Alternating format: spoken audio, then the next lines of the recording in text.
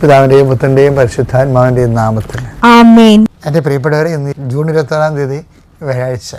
അമ്മേ പരിശുദ്ധമ്മേ, അമ്മേ പരിശുദ്ധമ്മേ, ദൈവമാതാവേ, കൃപാസനത്തിലൂടെ ഞങ്ങൾക്കും ഞങ്ങളുടെ ദേശത്തിനും അമ്മ മധ്യസ്ഥം തേടി തന്ന എല്ലാ അനുഗ്രഹങ്ങൾക്കും കൃപകൾക്കും ഞങ്ങളിപ്പോൾ ഹൃദയം നിറഞ്ഞ നന്ദി പറയുന്നു.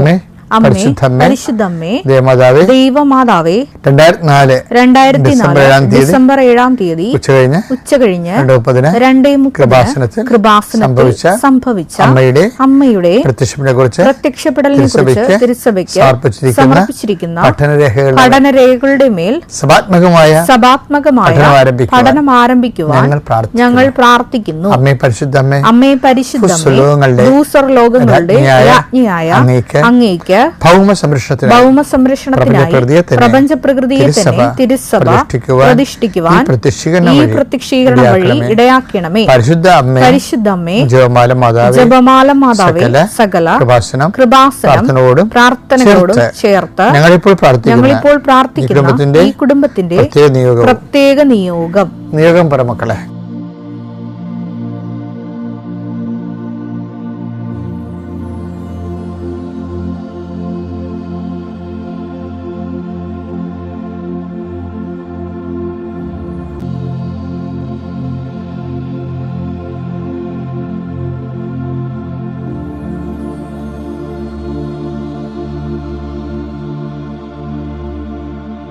അമ്മയുടെ പ്രത്യക്ഷീകരണത്തിന്റെ ഈ അനുഗ്രഹവേളയിൽ ഞങ്ങൾക്ക് സാധിച്ചു തരുവാൻ കനിയണമേ. ആമേൻ. വിശ്വാസ പ്രമാണം. സർവശക്തനായ പിതാവും ആകാശത്തിന്റെയും ഭൂമിയുടെയും സൃഷ്ടാവുമായ ദൈവത്തിൽ ഞാൻ വിശ്വസിക്കുന്നു. അവിടുത്തെ ഏകപുത്രനും ഞങ്ങളുടെ കർത്താവുമായ ഈശോമിശിഹായിലും ഞാൻ വിശ്വസിക്കുന്നു. ഈ പുത്രൻ പരിശുദ്ധാത്മാവിനാൽ ഗർഭസ്ഥനായി കന്യകാമറിയത്തിൽ നിന്ന് പിറന്ന് പൊന്തിയോസ് പീലാത്തോസിന്റെ കാലത്ത് പീഡകൾ സഹിച്ച് കുരിശിൽ തറയ്ക്കപ്പെട്ട് മരിച്ച് അടക്കപ്പെട്ട് പാതാളങ്ങളിൽ ഇറങ്ങി മരിച്ചവരുടെ ഇടയിൽ നിന്ന് 3-ാം നാൾ ഉയർത്ത് സ്വർഗത്തിലേക്ക് എഴുന്നള്ളി സർവശക്തിയുള്ള പിതാവായ ദൈവത്തിന്റെ വലതുഭാഗത്തിരിക്കുന്നു. അവിടെ നിന്ന് ജീവിക്കുന്നവരെയും മരിച്ചവരെയും വിധിക്കുവാൻ വരുമെന്നും ഞാൻ വിശ്വസിക്കുന്നു. പരിശുദ്ധാത്മാവിലും ഞാൻ വിശ്വസിക്കുന്നു. വിശുദ്ധ കത്തോലിക്കാ സഭയിലും പുണ്യവാന്മാരുടെ ഐക്യത്തിലും പാപങ്ങളുടെ മോചനത്തിലും ശരീരത്തിന്റെ ഉയർപ്പിലും നിത്യമായ ജീവിതത്തിലും ഞാൻ വിശ്വസിക്കുന്നു. ആമേൻ. സ്വർഗ്ഗസ്ഥനായ ഞങ്ങളുടെ പിതാവേ, അങ്ങയുടെ നാമം പൂജിതമാകണമേ. അങ്ങയുടെ രാജ്യം വരണമേ. അങ്ങയുടെ തിരുമനസ് സ്വർഗത്തിലെ പോലെ ഭൂമിയിലും ആകണമേ. അന്നു വേണ്ടുന്ന ആഹാരം ഇന്ന് ഞങ്ങൾക്ക് തരണമേ. ഞങ്ങളോട് തെറ്റ് ചെയ്യുന്നവരോട് ഞങ്ങൾ ക്ഷമിക്കുന്നത് പോലെ ഞങ്ങളുടെ തെറ്റുകൾ ഞങ്ങളോടും ക്ഷമിക്കണമേ. ഞങ്ങളെ പ്രലോഭനത്തിൽ ഉൾപ്പെടുത്തരുതേ, തിന്മയിൽ ഞങ്ങൾ രക്ഷിക്കണമേ. ആമേൻ. നന്മ നിറഞ്ഞ മറിയമേ, സ്വസ്തി. കർത്താവ് അങ്ങയുടെ കൂടെ സ്ത്രീകളിൽ അങ്ങ് അനുഗ്രഹിക്കപ്പെട്ടവളാകുന്നു.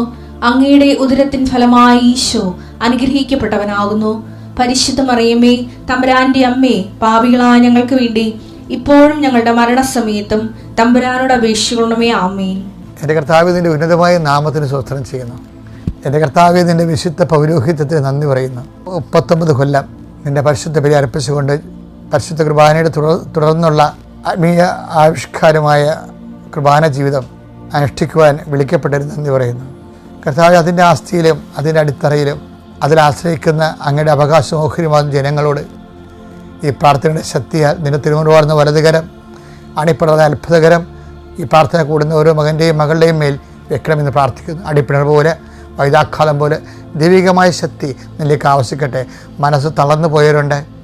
രോഗം മൂലം, പീഡിതകൾ മൂലം, സാമ്പത്തിക ദാരിദ്ര്യം മൂലം, കുടുംബകലഹം മൂലം, ഓരോരുത്തർക്കുമുള്ള ബാധ്യതകൾ കാരണം മനസ്സ് തളർന്നു പോയവരുണ്ട്. ഈശോയെ, അവരെ നീ ഇപ്പം ശക്തിപ്പെടുത്തണം.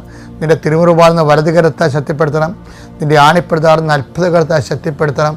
കർത്താവെ, ഉച്ചമുള്ളം കാലം വരെ ദൈവികമായ ശക്തി ആത്മാവേ, പരിശുദ്ധാത്മാവേ, യേശു ക്രിസ്തുവിൽ ആഴമായി വിശ്വസിക്കുന്ന എല്ലാവർക്കും അവകാശമുഖരിയുമായി പിതാവിൻ്റെ തിരുസഭയിൽ വാഗ്ദാനമായ സമ്മാനമായ ദാനമായ പരിശുദ്ധാത്മാവിൽ ഇപ്പോൾ അങ്ങയുടെ മക്കളെ ശക്തിപ്പെടുത്തണമേ.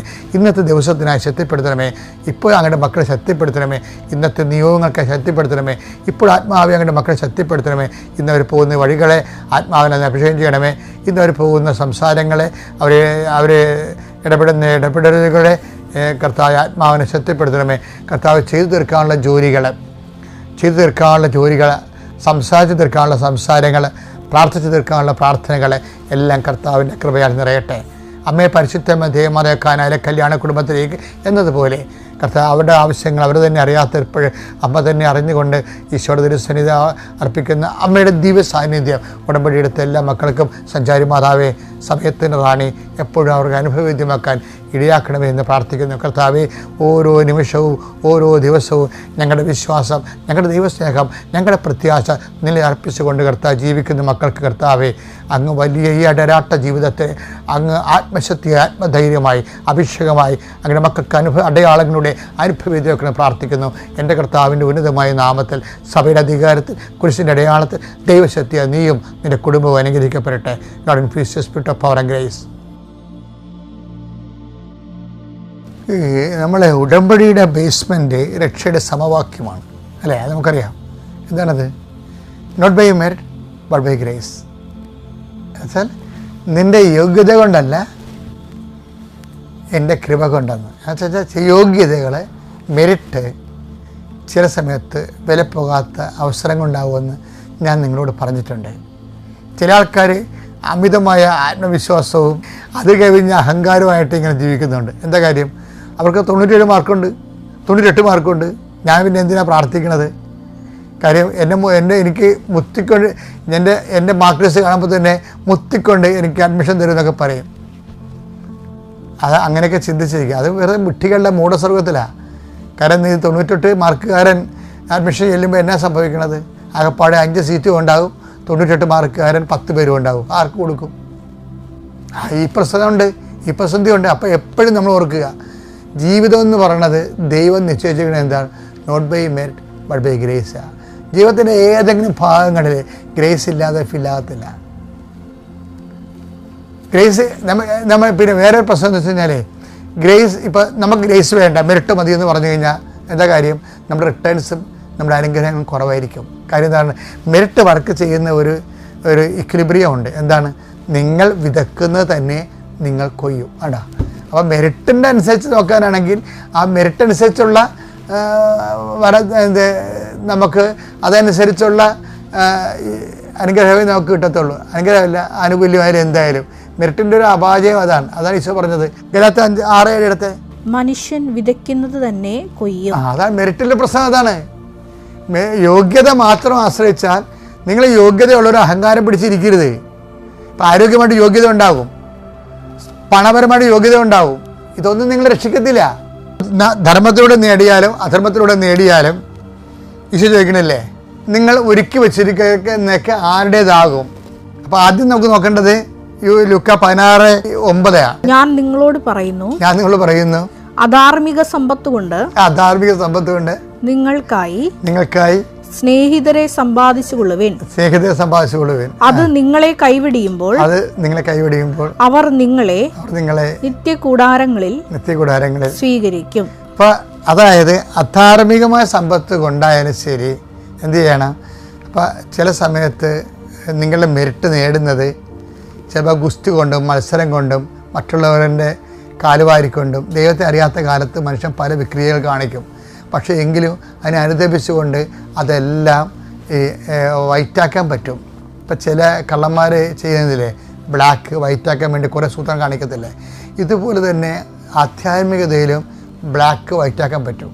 അതെങ്ങനെയാണ് സംഭവിക്കണമെന്ന് വെച്ച് കഴിഞ്ഞാൽ, ഇപ്പം നിങ്ങളുടെ മെറിറ്റ് കൊണ്ട് നിങ്ങൾ പലപ്പോഴും ദൈവത്തെ അംഗീകരിക്കണത് കൊണ്ടോ അംഗീകരിക്കാത്തത് കൊണ്ടോ അറിയാത്തത് കൊണ്ടോ അഹങ്കാരം കൊണ്ടോ ദൈവത്തെ അംഗീകരിക്കുന്നത് പോരായ്മയായി കരുതുന്നത് കൊണ്ടോ റോമ 1:29 അനുസരിച്ച് കൊണ്ട് ചിലപ്പോൾ ദൈവത്തെ മാറ്റി നിർത്തിക്കൊണ്ട് നിങ്ങൾ ജീവിതത്തിൽ നേട്ടങ്ങൾ ഉണ്ടാക്കും. പക്ഷേ നിങ്ങൾക്ക് മാനസാന്തരപ്പെടണമെന്ന് വിചാരിച്ചു കഴിഞ്ഞാൽ നിങ്ങൾക്ക് ഉണ്ടാകുന്ന അടുത്ത ഓപ്ഷൻ എന്ന് വെച്ച് കഴിഞ്ഞാൽ അധാർമിക സമ്പത്ത് നിങ്ങൾ നേടിക്കഴിഞ്ഞാൽ അത് അധികാരം നേടിക്കഴിഞ്ഞാലും നിങ്ങൾക്കത് മനുഷ്യ സേവനത്തിനായി ഉപയോഗിച്ചുകൊണ്ട് നിങ്ങൾക്കതിനെ ബ്ലാക്ക് വൈറ്റ് ആക്കാൻ പറ്റും. പക്ഷെ ഒരു കാര്യമുണ്ട്, അങ്ങനെ ഉപയോഗിച്ച് കഴിയുമ്പോൾ പിന്നീട് എന്താണ്, മേലിൽ നിങ്ങൾ പാപം ചെയ്യരുത്. അതാണ് സംഭവം. അല്ല പാപം ചെയ്യുകയും പിന്നെ അത് അധർമ്മത്തിന് കൊടുക്കുകയും പിന്നെയും പാപം ചെയ്യുകയും അധർമ്മത്തിന് കൊടുക്കുകയും ഈ അഭ്യാസം ദൈവം അംഗീകരിക്കത്തില്ല. മനുഷ്യരെല്ലാം ഒരുക്കി വെക്കുകയാണല്ലോ എല്ലാ കാര്യത്തിനും വേണ്ടി നിക്ഷേപം. ഒരുക്കി വെച്ചിരിക്കുന്നതൊക്കെ ആരുടേതാകും? അതാണ് ആ വിഷയം. മെറിറ്റ് കൊണ്ടായാലും ശരി, എങ്ങനെ ആയാലും ശരി, മെറിറ്റില്ലാതെ അധാർമികം കാണിച്ചാലും ശരി, ഈ ഭൗതികമായ അസ്ഥിവാരങ്ങൾ കൊണ്ടാകുന്നതിൻ്റെ കുഴപ്പം ഇത് അന്യാധീനപ്പെട്ട് പോകുന്നതാണ്. ലൂക്കായുടെ സുവിശേഷം 12:20. എന്നാൽ ദൈവം അവനോട് പറഞ്ഞു, ഭോഷ, ഇഡിയറ്റ്, ഈ രാത്രി നിന്റെ ആത്മാവിനെ നിന്നിൽ നിന്ന് ആവശ്യപ്പെടും. അപ്പോൾ നീ ഒരുക്കി വെച്ചിരിക്കുന്നവ ആരുടേതാകും? ഇത് അനുദിനം ചോദിക്കേണ്ട ചോദ്യമാണ് കേട്ടോ. അനുദിനം ചോദിക്കേണ്ട ചോദ്യം, നീ ഒരുക്കി വെച്ചിരിക്കുന്ന ആരുടേതാകും? ഇത് ചോദിച്ചാൽ മാത്രം നമ്മൾ വിശുദ്ധരായി മാറും. എന്താണ്? പാപത്തിൻ്റെ അപകട മേഖലയിൽ നമ്മൾ ദൈവമേഖലയിലേക്ക് വരും. അതായത് വചനധ്യാനത്തിൻ്റെ സംഭവം, അതായത് ഒരുക്കി വെച്ചിരിക്കുന്നതൊക്കെ ആരുടേതാകും. ഈ മെറിറ്റിൻ്റെ കാര്യമാണ് നമ്മൾ പറഞ്ഞത് അല്ലേ. അപ്പോൾ എപ്പോഴും നമ്മൾ ശ്രദ്ധിക്കേണ്ട ഇതാണ്, മെറിറ്റ് ആശ്രയിച്ചാലും അത് നമ്മളെ ഒരിക്കലും, അത് നിങ്ങളെ കൈവിടുമെന്ന് ഈശോ പറയണത്. നിത്യകൂടാരത്തിൽ പ്രവേശിക്കാൻ വേണ്ടി ഇത് സഹായകരമല്ല എന്നാണ് പറയണത്. പക്ഷേ അധാർമികമായ സമ്പത്തും അനീതിയോടെയുള്ള നിയമം വിട്ട് വളയമില്ലാത്ത ചാടി നമ്മൾ ആർജിക്കുന്ന എല്ലാ ആസ്തി ഭദ്രതകളും കുറച്ച് കഴിയുമ്പോൾ അന്യാധീനപ്പെട്ടു പോകും. അപ്പം അതുകൊണ്ട് നിത്യകൂടാരങ്ങൾ നിങ്ങളെ സ്വീകരിക്കേണ്ടതിന് അത് വിറ്റ് ദാനം ചെയ്യാൻ പറഞ്ഞ ഈശോ തന്നെയാണ് പറഞ്ഞത്, സ്നേഹിതന്മാർ സമ്പാദിക്കാൻ പറഞ്ഞത്. അപ്പോൾ എപ്പോഴും നമ്മൾ ശ്രദ്ധിക്കേണ്ട ഇതാണ്, നമ്മൾ പാപം ഉപേക്ഷിച്ച്, അനീതി അഴിമതിയൊക്കെ ഉപേക്ഷിച്ച്, കള്ളത്തരവും കള്ളത്തറാസും ഒക്കെ ഉപേക്ഷിച്ച് നമുക്കങ്ങനെ കേവലമായിട്ട് ജീവിക്കാമെന്നല്ല. ബുദ്ധിപൂർവ്വം ദൈവത്തിൽ വിശ്വസിക്കുന്നവർ നിത്യതയിലാണ് വിശ്വസിക്കുന്നത്, അറിയാമല്ലോ. അപ്പോൾ അതിലേക്കുള്ള യാത്രയിൽ നമ്മളെ സഹായിക്കാൻ പറ്റിയ ഒരു ടിപ്സാണിത്. എന്താണ്? ബ്ലാക്ക് വൈറ്റാക്കാൻ കഴിയും. എങ്ങനെ? അത് ബ്ലാക്ക് എടുക്കാനുണ്ടാകുന്ന അധർമ്മങ്ങൾ അവസാനിപ്പിക്കുകയും അതേസമയം അറമത്തിലൂടെ സമ്പാദിച്ചത് അത് ആവശ്യമുള്ളവരെ കൊടുത്തിട്ട് അതുപോലെ നീ കർത്താവിൻ്റെ സന്നിധിയിൽ ക്ലീനായി നിൽക്കുകയും ചെയ്യുക. ഇപ്പം ക്ലീനായി നിൽക്കുമ്പോൾ തന്നെയാണ് ഈ പ്രെയറൊക്കെ ഭാരമില്ലാതെ വരണത്. അല്ലെങ്കിൽ എന്നും കൊന്നും നിൻ്റെ പ്രാർത്ഥനകളൊക്കെ ഉണ്ടാകും, പക്ഷേ ആ ഒരു ആവശ്യത്തിന് വേണ്ടിയായിരിക്കും.